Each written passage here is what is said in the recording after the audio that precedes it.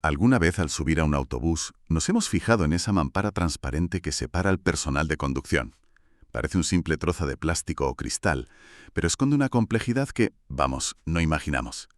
Hoy vamos a desmontar pieza a pieza la ciencia y la historia que hay detrás de esa barrera. Es que es un elemento fascinante. Nació para una cosa y la realidad, sobre todo la reciente, la ha obligado a convertirse en algo completamente distinto. Es un caso de estudio increíble sobre cómo la ingeniería tiene que adaptarse a toda velocidad. Totalmente.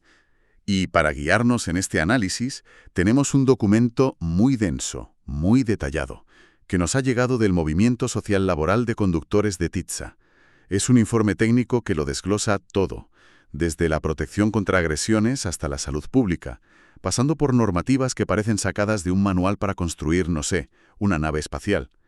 Y nuestra misión hoy es precisamente esa: traducir toda esa complejidad técnica para entender cómo algo que damos por sentado es en realidad un equilibrio delicadísimo entre seguridad vial, protección laboral y salud pública. Todo en un espacio muy pequeño y compartido. Pues vamos a ello. Si te parece, empezamos por el principio, por la razón de ser original de estas mamparas. El informe cita a la Unión Internacional de Transporte Público y subraya algo que es de puro sentido común, pero que a veces olvidamos. Una agresión a la persona que conduce. Exacto. Puede hacerle perder el control de un vehículo de 20 toneladas lanzado a velocidad. Las consecuencias son impensables. Es el riesgo fundamental, el que lo empezó todo. No es solo proteger a un trabajador, que por supuesto es prioritario, sino proteger a todos los pasajeros y a cualquier peatón o vehículo que esté cerca. Es un asunto de seguridad vial de primer orden. Y aquí es donde el informe me ha dejado de piedra con una cifra. Apunta que los estudios demuestran que la simple instalación de estas mamparas reduce las agresiones físicas directas. En más de un 80%, ¿verdad? ¿En más de un 80%? Es que es un número brutal. Es una cifra realista. ¿Cómo se mide algo así? Es una cifra que se ha consolidado en diferentes estudios a nivel europeo. Se mide comparando las estadísticas de agresiones reportadas en flotas o líneas antes y después de la instalación. Y sí, es realista porque la mampara elimina el factor de la impulsividad. El agresor ya no tiene acceso directo e inmediato. Y ese breve instante de tener que pensar en cómo superar la barrera es, en la mayoría de los casos, suficiente. Claro, disuade. Exacto, disuade el ataque físico. Funciona como un elemento disuasorio muy potente. Rompe el impulso. Pero aquí es donde la historia da un giro de guión que nadie esperaba. Lo que era un simple escudo físico, de repente, tuvo que enfrentarse a un enemigo invisible. Exacto. La pandemia de COVID-19 lo cambió absolutamente todo. De la noche a la mañana, estas barreras dejaron de ser solo un escudo antiagresiones para convertirse en una supuesta herramienta de salud pública. Y digo supuesta porque aquí es donde la ciencia tuvo que intervenir de urgencia. Espera, me he perdido un poco. Yo pensaba que, intuitivamente, cualquier barrera física era mejor que nada contra un virus que se transmite por el aire. Esa es la intuición lógica. Pero la física de fluidos es a menudo contraintuitiva, y esta es una de las conclusiones más importantes del informe. Una mampara diseñada para detener un golpe no tiene por qué ser eficaz para detener aerosoles. De hecho, mal diseñada podría incluso ser contraproducente. ¿Me estás diciendo que el propio diseño de la mampara podría, en teoría, empeorar las cosas? ¿Cómo es posible? Podría. Imagina una mampara que solo llega hasta la mitad.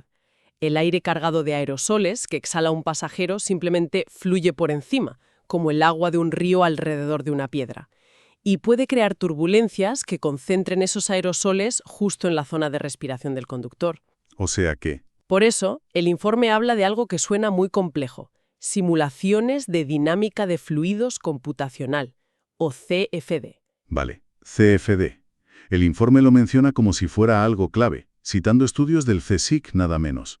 En palabras sencillas, ¿qué hicieron exactamente? Básicamente, crearon un gemelo digital de un autobús. Un modelo 3D por ordenador increíblemente preciso en el que podían simular el movimiento de cada partícula de aire. Podían poner a un pasajero virtual a toser y ver fotograma a fotograma el viaje que hacían los aerosoles. Subían, bajaban, llegaban a la cabina, se dispersaban. O sea que podían visualizar lo invisible, ver el comportamiento del aire. Y supongo que los resultados confirmaron tus sospechas sobre las mamparas a media altura. De forma contundente. La conclusión de esas simulaciones fue clara. las mamparas que dejaban un hueco por arriba no servían prácticamente de nada contra los aerosoles. La única solución verdaderamente efectiva era una protección integral, una barrera que fuese desde el suelo hasta el techo, sellando la cabina del conductor. Vale, eso tiene sentido. Sellar el compartimento. Pero el informe va un paso más allá, y esto me pareció fascinante. Dice que ni siquiera una mampara integral es suficiente por sí sola. Habla de una sinergia con el sistema de climatización. Y este es el punto que eleva la solución de poner un plástico a ingeniería de sistemas. El análisis demuestra que la mampara y el aire acondicionado tienen que trabajar en equipo. La configuración ideal, la que probó ser más segura, es aquella en la que el sistema de climatización introduce el aire limpio filtrado del exterior, primero en la cabina del conductor. Ah, claro. Ese flujo de aire limpio crea una ligera sobrepresión en la cabina. Es imperceptible, pero lo que hace es que el aire siempre fluya desde la cabina hacia la zona de pasajeros y nunca al revés. De esta forma, empuja constantemente los posibles aerosoles que haya en el ambiente lejos del conductor. Eso es brillante. No es un escudo pasivo, es un sistema de defensa activo. La mampara es la muralla, pero el aire acondicionado es el que controla la dirección del viento para que los atacantes, en este caso los aerosoles, nunca lleguen a la muralla. Es la analogía perfecta. Sin esa sinergia, la eficacia se reduce drásticamente. Puedes tener la mejor mampara del mundo, pero si el flujo de aire es caótico o, peor aún, va en la dirección equivocada, no estás consiguiendo una protección real. Y me imagino que esa sinergia no es solo con el aire. Si diseñas mal la barrera física en sí, la propia mampara, puedes crear otros problemas. Pienso en la visibilidad, por ejemplo. Sobre todo de noche. Con las luces interiores, eso tiene que ser un festival de reflejos. Has dado en el clavo de uno de los mayores desafíos de diseño. Un reflejo mal ubicado puede anular por completo la visión del espejo retrovisor derecho, que es absolutamente crucial para la seguridad. En giros, cambios de carril, al acercarse a las paradas, es un peligro de primer orden. ¿Y cómo se soluciona eso? Porque no puedes apagar las luces del interior. Instalan perfectamente verticales, a 90 grados. Se montan con ángulos de inclinación muy específicos, tanto lateral como longitudinalmente. Son lo que llaman curvaturas antirreflejo y están calculadas milimétricamente para que cualquier reflejo de las luces interiores se desvíe fuera de la línea de visión del conductor. Es increíble el nivel de detalle. O sea que hasta la inclinación de ese cristal está pensada y calculada. Supongo que el material que se usa tampoco puede ser cualquiera, ¿no? ¿Qué pasa si hay un impacto y se rompe? ¿O si hay un incendio? Por supuesto que no. Y aquí entramos en el terreno de las normativas europeas, que son extremadamente estrictas. El informe destaca dos que son la Biblia para cualquier fabricante. La primera es el Reglamento CP ONU 43, o R43 para abreviar. R43. ¿Y qué dice? O un plástico homologado que, en caso de rotura, no genere fragmentos afilados o peligrosos. El objetivo es que en un accidente la propia mampara no se convierta en un arma. De hecho, la ley obliga a que cada mampara lleve grabada la contraseña de homologación que certifica que cumple con el R43. Vale, R43 para impactos. ¿Y la segunda normativa? Es el R118 y trata sobre el comportamiento de los materiales frente al fuego. En un espacio cerrado como un autobús es vital. Este reglamento prohíbe materiales que sean inflamables y, lo que es igual de importante, limita la cantidad y toxicidad de los gases que pueden desprender en caso de incendio. Claro, el humo puede ser más peligroso que el fuego en sí. Entendido. R43 para impactos, R118 para incendios. Sabiendo esto, ¿de qué materiales estamos hablando? El informe menciona 3. Sí, principalmente son 3 las opciones que cumplen estas normativas. Por un lado está el clásico vidrio templado de seguridad. Su gran ventaja es la calidad óptica, es muy transparente, no se raya fácilmente con el vandalismo del día a día y no amarillea con el sol. Luego el informe habla del policarbonato, que siempre me ha sonado a material casi de ciencia ficción. Es que lo es, en cierto modo. Es un polímero de altísima resistencia. Es prácticamente irrompible ante impactos y vandalismo. Un martillazo, por ejemplo, lo abollaría, pero no lo rompería. Además, es muy ligero, lo cual es importante para no añadir demasiado peso al vehículo. Suena como el material perfecto. ¿Cuál es la trampa? ¿Por qué no son todos de policarbonato? Tiene 2 desventajas principales. La primera es que es más blando que el cristal, por lo que se raya con más facilidad. Y la segunda es que, con los años y la exposición a la luz ultravioleta del sol, tiende a perder transparencia y a amarillar. Esto si no lleva un tratamiento protector muy bueno, claro, que encarece el producto. Ah, vale. ¿Y el tercero que se menciona es el metacrilato? Sí, que es una opción más económica y también ligera, aunque no tiene la misma resistencia al impacto que el policarbonato. Al final, como se deduce del informe, la elección es un compromiso. Las empresas de transporte tienen que sopesar la resistencia, el peso, la durabilidad óptica y, por supuesto, el presupuesto. Pero la línea roja innegociable es que cualquier material que elijan debe tener la certificación R43 y R118. Y todo este proceso, desde la elección del material hasta la instalación, suena tan complejo que me imagino que no es algo que se pueda hacer en cualquier taller. Ni de lejos. Y este es un punto administrativo que el informe resalta y que revela la seriedad del asunto. Si un autobús no trae la mampara de fábrica, su instalación se considera legalmente una reforma de importancia. Ostras, eso suena a burocracia seria. No es como colgar un ambientador del retrovisor. Para nada. Implica que la instalación debe estar supervisada por un ingeniero que tiene que firmar un proyecto técnico.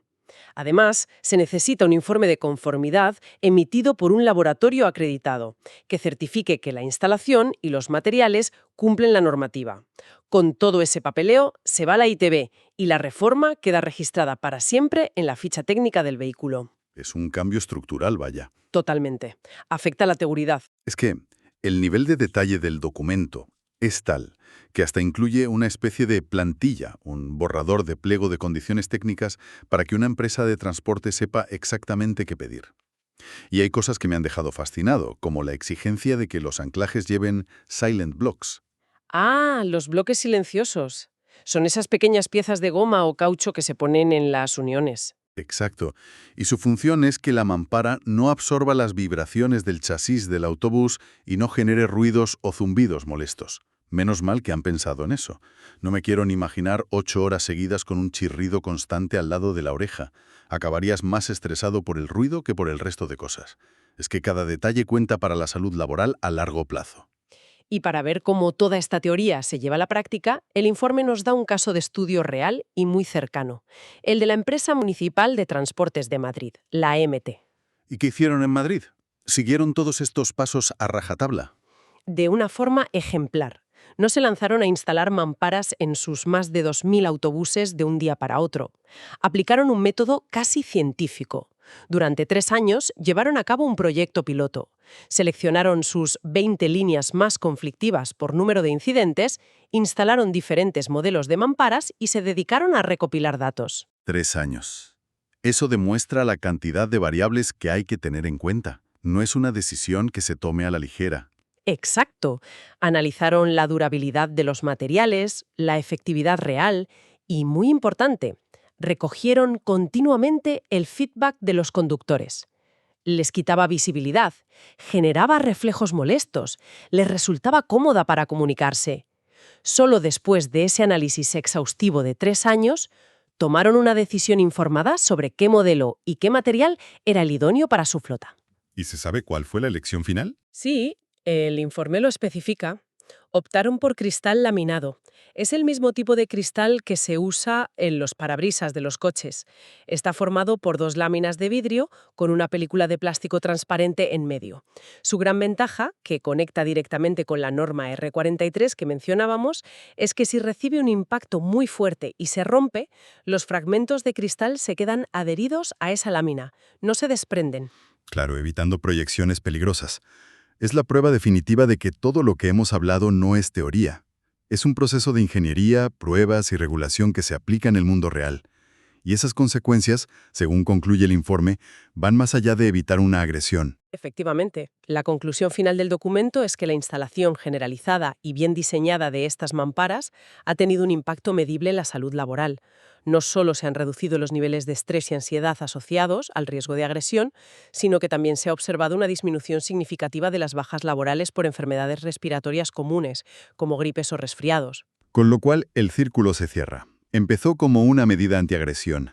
La pandemia la transformó en una barrera sanitaria de alta tecnología y el resultado final es una herramienta que mejora de forma demostrable la salud general y las condiciones de trabajo del personal. Exacto. Lo que demuestra este informe es cómo un elemento de diseño, que podría parecer secundario, tiene un impacto directo, profundo y cuantificable en la seguridad y el bienestar de todo un colectivo profesional. Ha dejado de ser un extra para convertirse en una condición laboral fundamental en el transporte público moderno. Si lo resumimos, esa barrera transparente que vemos es el resultado de estudios de impacto, de complejos análisis aerodinámicos y del cumplimiento de normativas muy serias. Ha evolucionado de un escudo a un sistema de protección integral. Pero toda esta conversación me deja con una pregunta final, una reflexión que el documento no aborda, pero que su lectura me ha provocado. ¿Dispara? Todo el informe y toda nuestra charla se ha centrado lógicamente en optimizar el diseño para crear una burbuja de aire limpio y seguro para la persona que conduce. Es una protección necesaria y fundamental. Pero me pregunto, si perfeccionamos un sistema para proteger al máximo a una persona en un extremo del vehículo, ¿qué implicaciones tiene eso para la circulación de aerosoles en el resto del espacio, en la zona donde viajan docenas de pasajeros? Es una pregunta excelente y muy pertinente. ¿Cómo se equilibra la protección vital de un trabajador esencial con la del público general en un espacio cerrado y compartido? No es una pregunta con respuesta fácil. Es una cuestión compleja de diseño, de ética y de salud pública que de momento queda en el aire.